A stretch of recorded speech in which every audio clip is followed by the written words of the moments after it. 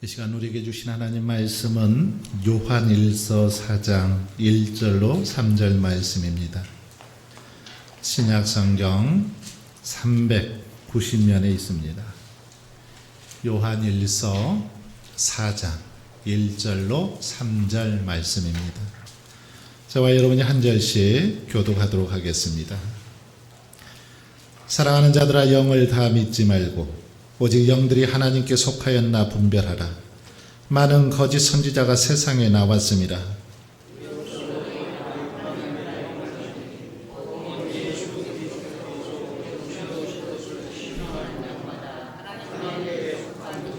함께 읽습니다. 예수를 시인하지 아니하는 영마다 하나님께 속한 것이 아니니 이것이 곧 적그리스도의 영이니라 오리라 한 말을 너희가 들었거니와 지금 벌써 세상에 있느니라. 아멘. 우리 옆에 계신 분 한번 축복하시면 좋겠습니다. 사랑합니다. 주의 이름으로 축복합니다. 변치 않는 마음으로 코로나19 속에서도 이렇게 예배의 자리를 사모하고 지키는 여러분 한 분 한 분에게 주님의 은혜와 축복이 충만하시기를 빕니다. 우리가 그동안 하나님의 음성을 듣는 법이라는 그 책 가지고 말씀 쭉 살펴보고 있습니다. 우리들이 하나님의 음성을 듣기 위해서 기도할 때 하나님께서는 말씀하신다고 들었습니다. 다양한 방법을 통해서 하나님의 음성을 들려주십니다. 우리가 기도할 때 다양한 방법으로 그렇게 말씀하신다는 거 배우셨죠. 그런데 문제는 하나님께서 이렇게 하늘로부터 음성을 들려주실 때 그 음성이 진짜인지 가짜인지 구분하기가 쉽지 않다라는 것입니다. 하나님께서 말씀하셔도 그 음성이 진짜인지 아닌지를 구분하기 쉽지 않다라는 거죠. 사탄은 아주 교묘한 방법으로 우리에게 하나님의 음성처럼 그렇게 말하기 때문이죠. 하나님의 음성처럼 그렇게 가장하고 속여서 사탄이 말하기 때문이라는 겁니다. 사탄은 아담과 하와를 에덴 동산에서 아주 교묘한 방법으로 그렇게 유혹하듯이 오늘도 그런 방법으로 유혹하기 때문에 아주 그럴싸한 모습으로 마치 천사의 모습으로 그렇게 가장을 해서 우리를 유혹하기 때문에 그게 쉽지 않더라는 것입니다. 그래서 오늘 본문은 우리에게 이렇게 권면을 하고 있습니다. 사랑하는 자들아, 영을 다 믿지 말고 오직 영들이 하나님께 속하였나 분별하라. 하나님께서 어떤 음성이 들려올 때 그 음성이 이게 하나님께 속했는지 하나님의 음성인지 사탄의 음성인지 구분을 잘 하라는 겁니다. 하나님의 뜻인지 내 뜻인지 구분을 잘 하라는 거죠. 그러면서 왜 분별해야 되냐? 많은 거짓 선지자가 이 세상에 나왔기 때문이라는 것이죠. 그러면서 영을 다 믿지 말고 그 영이 하나님께 속했는지 사탄에게 속했는지 분별하라. 그렇게 말씀하고 있습니다. 그러면서 예수 그리스도께서 육체로 오신 것을 시인하는 영, 예수님께서 육체로 오신 것을 시인하는 영마다 하나님께 속한 것이고 시인하지 아니하는 것은 하나님께 속하지 않은 것이다. 이렇게 말씀하고 있습니다. 여러분, 그렇습니다. 세상에는 하나님의 영과 사탄의 영이 있습니다. 하나님의 음성과 사탄의 음성이 있다라는 거죠. 그냥 하나님의 음성만 들려온다라면 구분하기 쉽겠지만 동시에 어쩌면 하나님의 음성도 들려오지만 사탄도 계속해서 말하더라는 것입니다. 그러기에 구분하기 쉽지 않다는 거죠. 그러면 여러분, 그것이 하나님의 음성인지 사탄의 음성인지 어떻게 구분할 수 있을까요? 오늘은 하나님의 음성을 구별하는 방법, 이것에 대해서 함께 살펴보면서 은혜를 나누고자 합니다. 하나님의 음성인지 아닌지 어떻게 구별할 수 있을까요? 하나님의 음성을 구별할 수 있는 방법이 있습니다. 첫 번째 중요하죠. 말씀에 대한 일관성을 보면 알 수 있습니다. 말씀에 대한 일관성. 즉 무슨 말이냐면 하나님의 음성은 일관성이 있다라는 겁니다. 하나님께서 예를 들어서 응답하실 때 어디로 가라 그렇게 말씀하셨다가 다음에는 가지 말아라 이렇게 얘기하시지 않는다라는 거죠. 가라 명하셨으면 계속해서 그 음성을 들려주시더라는 거죠.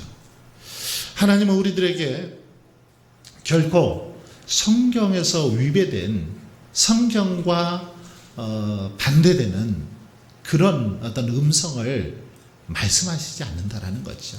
성경에서 말씀하신 대로 그렇게 우리에게 말씀하시더라는 것입니다. 어떻습니까?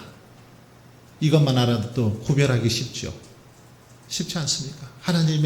하나님께서 말씀하실 때 그 음성은 하나님의 말씀, 성경 말씀과 쉽게 말하면 일치된다라는 겁니다. 일관성이 있다라는 거죠. 그리고 이리 갔다 저리 갔다 하나님은 그런 분이 아니시라는 거죠.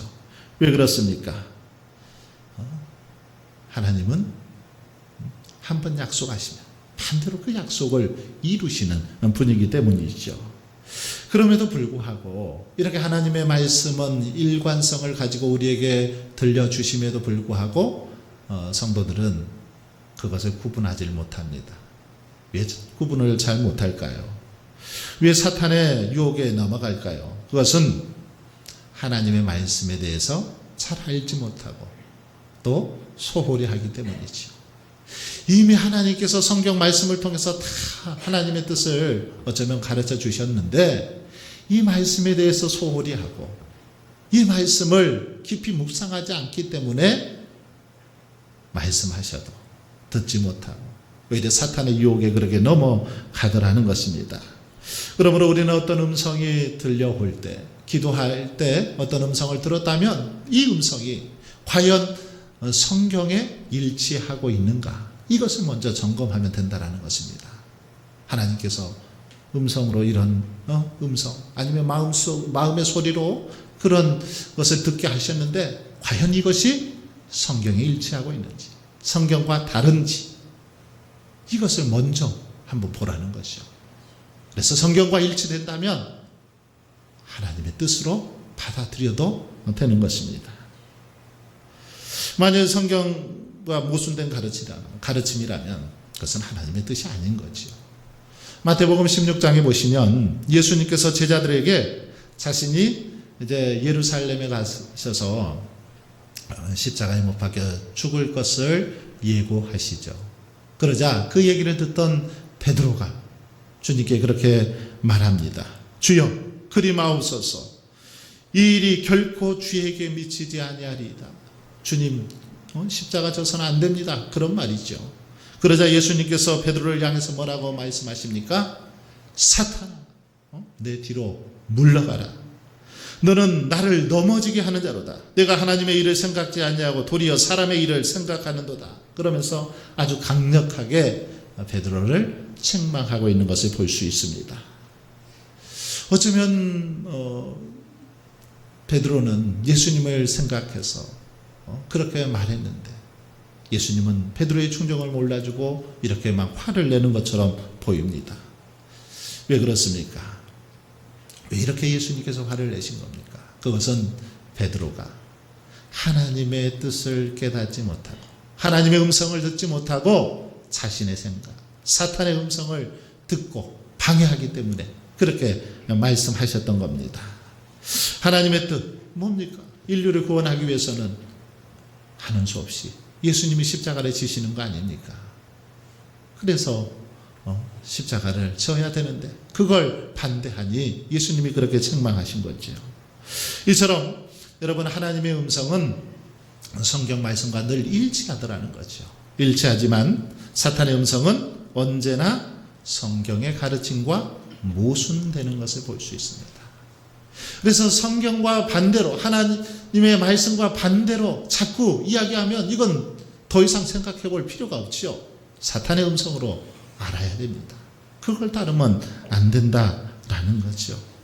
그러므로 여러분 하나님의 음성을 구별하기 위해서는 우리가 인간관계에 대해서 어떤 결정을 내려야 할 때 먼저 성경에서 뭐라고 하고 있는지를 살펴보면 되는 겁니다. 재정적인 문제, 물질적인 문제에 대해서 하나님 앞에 도움을 구할 때 먼저 성경의 물질에 관해서 뭐라고 말씀하시는지 잘 우리가 보면 된다는 것입니다. 그래서 아무리 달콤한 그런 음성처럼 사탄의 음성이 들려온다 할지라도 그것이 성경의 가르침과 이배된다면 과감하게 물리쳐야 될 줄 믿습니다. 하나님의 음성이 아니라는 거죠. 바로 이렇게 일관성이 있느냐 없느냐 이걸 통해서 하나님의 음성인지 구별할 수 있다는 것입니다. 두 번째입니다. 두 번째 하나님의 음성을 구별할 수 있는 방법은 인간의 지혜와의 모순성을 보면 알 수 있습니다. 인간의 지혜와의 모순성. 무슨 말이냐면 간혹 예외가 있기도 하지만 일반적으로 하나님의 음성, 하나님께서 말씀하시는 것은 인간적인 방법 또는 세상적인 어떤 지혜나 세상의 방법과는 모순이 되더라는 겁니다. 모순. 세상 방법하고 똑같지 않더라는 거죠. 하나님께서는 세상 사람들처럼 똑같이 그렇게 행동하라고 성경에 말씀하고 있습니까? 그렇지 않죠. 늘 세상의 방법, 인간의 지혜와는 이렇게 배치되고 있죠. 모순되고 있는 것을 볼 수 있습니다. 예를 들면 예수님께서 누가 뺨을 한 대 치면 어떻게 하라고 합니까? 같이 치라고 합니까? 성경에서 그렇게 가르칩니까? 그렇지 않죠. 이쪽 뺨 치면 이쪽 뺨도 대주라고 합니다. 누가 오리를 같이 가자고 하면 심리를 같이 가주라고 하는 게 바로 하나님의 뜻입니다. 하나님의 음성이지요. 상식적으로 생각할 때 이것은 도무지 비합리적이고 비상식적인데 그런데 하나님은 그렇게 하라고 하시더라는 거죠. 우리의 생각과 전혀 다르더라는 것입니다. 이사야 선지자는 이 사실을 이렇게 설명하고 있습니다. 이는 내 생각이 너희의 생각과 다르며 내 길은 너희의 길과 다름이니라. 여호와의 말씀이니라. 이는 하늘이 땅보다 높음 같이 내 길은 너희의 길보다 높으며 내 생각은 너희의 생각보다 높음이니라. 그렇습니다. 하나님의 음성은 일반적으로 우리의 생각과는 다르다라는 것입니다. 세상 사람들이 기대하는 것과 반대일 때가 많다라는 거죠. 세상의 가르침, 인간적인 방법, 이것과는 정반대일 때가 많이 있더라는 것입니다. 하나님은 아브라함의 나이 75세에 본토 친척 아비집을 떠나라고 말하죠. 그리고 100세에 낳은 독자 아들 이삭을 바치라고 말합니다. 이게 상식적으로 말이 됩니까? 이 음성을 들었을 때 이거 사탄의 음성 아닌가? 그렇게 고민도 했을 것도 같습니다. 그러나 하나님은 그렇게 말씀하시더라는 거죠. 도저히 어쩌면 불가능한 상황 속에서도 오직 하나님만을 믿고 그렇게 나아갈 것을 아브라함에게 말씀하셨던 걸 볼 수 있습니다. 세상적으로 보면 도저히 이해가 되지 않고 말이 안 되지만 하나님은 그렇게 말씀하실 때가 많이 있더라는 것입니다. 그런데 하나님께서 이렇게 말씀하실 때에 그러므로 우리는 만약 어떤 말씀이 이렇게 들려올 때 그것이 세상적인 그런 말이라면 이것은 한번 생각해 보아야 된다는 거죠. 세상 사람들이 말하는 그 말하고 똑같이 하나님이 말씀하시지 않기 때문이라는 것입니다. 하나님의 음성, 세상의 상식에 비추어 볼 때 비논리적이고 비합리적인 것처럼 보이지만 그러나 그렇게 하나님은 말씀하신다는 사실을 성경을 통해서 알 수 있다는 것입니다. 두 번째, 이게 방법입니다. 세 번째 하나님의 음성을 구별할 수 있는 방법은 육적인 본성과의 충돌을 보면 알 수 있습니다. 육체적인 어떤 본성, 이것과 그 말씀이 충돌하고 있는지 이것을 보면은 이게 하나님의 말씀이구나 아니구나 알 수 있다라는 거죠. 하나님께서는 우리에게 결코 육체적인 소욕을 만족시키는 일 이것을 요구하지 않습니다. 육체적인 어떤 정욕을 쫓아 살아라, 육체의 본능을 쫓아 살아라 이렇게 말씀하지 않다라는 거죠. 이것은 하나님께서 즐거움을 원치 않는다라는 그런 의미는 아닙니다. 우리가 들은 음성이 육체의 소욕을 만족시키고 우리 편한 대로만 할 것을 만약에 주장한다라면 여러분 그러기에 이것은 하나님의 음성이 아니라는 겁니다. 정욕을 쫓아 살아가도록 지시한다라면 그것은 하나님의 음성이 결코 아니라는 거죠. 하나님은 결코 그런 말씀을 하시지 않습니다. 언제나 육체가 아닌 우리 안에 계신 성령의 소욕을 쫓아서 성령의 가르치심을 따라 지시를 따라 살아갈 것을 말씀하시지 육체의 어떤 소욕을 따라 살도록 하지 않더라는 겁니다. 그러므로 어떤 음성이 들려올 때 육적인 욕구를 따라 살아가라, 그 길로 나아가라 이렇게 말한다면 이것은 하나님의 음성이 아니구나 판단할 수 있기를 바랍니다. 네 번째로 하나님의 음성을 구별할 수 있는 방법은 믿음에 대한 도전을 주고 있는가 이것을 보면 알 수 있다는 것입니다.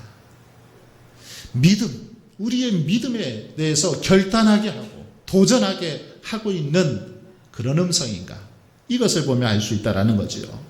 어떤 결정을 내릴 때 하나님은 늘 우리에게 믿음을 요구하십니다. 어떤 일을 결단할 때 믿음을 요구하시죠. 보통은 이렇게 믿음에 대해서 도전을 하게 하고 결단을 하게 합니다. 아브라함에게 요구했던 것도 그렇지 않습니까? 그게 쉽게 결단할 수 있는 겁니까? 믿음 없이는 할 수 없었던 일들이지요. 왜 이렇게 도전을 주실까요? 이것은 우리 믿음의 도전을 주심으로써 하나님께서 하나님과 우리와의 관계, 이 관계를 잘 정립하시기 위함이죠. 믿음의 사람으로 변화시키기 위해서, 믿음의 사람으로 다듬기 위해서 이렇게 도전을 하게 하더라는 것입니다. 그래서 이것을 통해서 하나님과 더 가까워지고 친밀한 교제를 하도록 하시는 걸 볼 수 있습니다. 하나님이 아브라함에게 본토 친척 아비 집을 떠나라, 이삭을 바치라, 얼마나 굉장한 믿음의 결단이었습니까? 주님께서 12제자들을 부르실 때에도 그냥 부르시지 않습니다. 그들에게 그들의 배, 가지고 있었던 업으로서 가지고 있었던 배와 그물 또는 부모를 버리고 나를 쫓으라, 이렇게 아주 강한 도전, 결단을 하도록 했던 것을 볼 수 있습니다. 그러므로 어떤 음성이 들려올 때 그것이 우리에게 믿음의 도전을 주게 한다라면 이것은 우리가 비록 순종하기 힘들고 어렵지만 그럼에도 하나님의 뜻임을 기억할 수 있기를 바랍니다. 반면에 아무것도 요구하지 않는다라면 이것은 한번 깊이 생각해 보아야 됩니다. 하나님께서는 아무것도 우리에게 요구하지 않는 게 아닙니다. 하나님께서 믿음의 결단을 촉구하실 때가 많다라는 것이죠. 마지막으로는 하나님의 음성 구별할 수 있는 마지막 방법, 이것은 용기 있는 행동을 요구하시는가. 아까는 믿음의 도전, 이번에는 용기 있는 모습, 용기 있는 그런 결단을 요구하시는가, 이걸 보면 알 수 있다라는 거죠. 하나님의 말씀, 하나님의 음성은 그렇게 늘 하나님의 사람들에게, 믿음의 사람들에게 용기를 그렇게 갖도록 하고 있습니다. 모세의 뒤를 이어서 이스라엘의 새로운 지도자가 된 여호수아에게, 그래서 하나님께서는 뭐라고 말씀하십니까? 여호수아 1장 1절에서 9절까지 보시면 하나님께서는 이제 이스라엘의 새로운 지도자로 여호수아를 세우면서 그에게 요구하셨던 것이 있습니다. 강하고 담대하라. 이것을 계속해서 3번씩이나 힘주어서 강조하고 있는 걸 볼 수 있습니다. 강하고 담대하라, 용기 있게 행동하라는 겁니다. 바로 이것이 하나님의 음성인 것입니다.